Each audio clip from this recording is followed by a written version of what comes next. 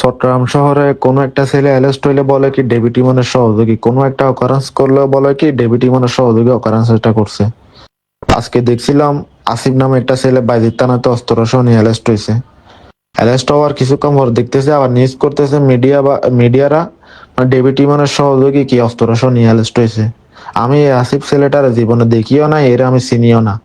Media বা প্রশাসনরা কি David ইমনের সহযোগী বলে কি ট্যাগ লাগাই দিছে। চট্টগ্রাম শহরে কি শুধু আমি আছি আর কেউ নাই?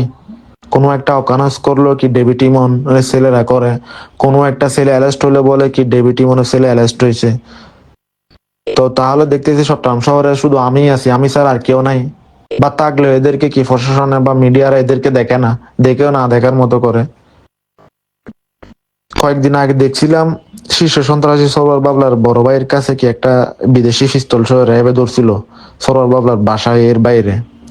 ধরার পরে কি আবার কিছুক্ষণ পর শুনতেছে এই এর অস্ত্রটা কি পরিত্যক্ত দেখাইছে বাসার বাইরে। বাসায় অস্ত্র পাইছে, পাওয়ার পরও কি বাসার বাইরে অস্ত্রটা পরিত্যক্ত দেখাইছে।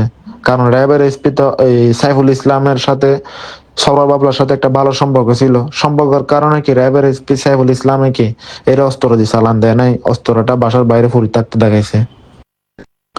এরা অপরাধ করে কি অপরাধ করে নাই।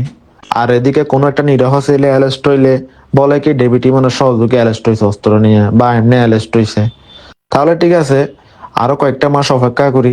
ডিসেম্বরে তো আওয়ামী লীগের নেতা কর্মীরা দেশে আসবে।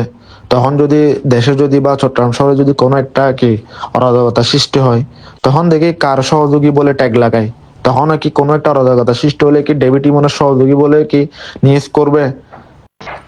সেটার জন্য অপেক্ষা করি, সেটা দেখার জন্য অপেক্ষা করি।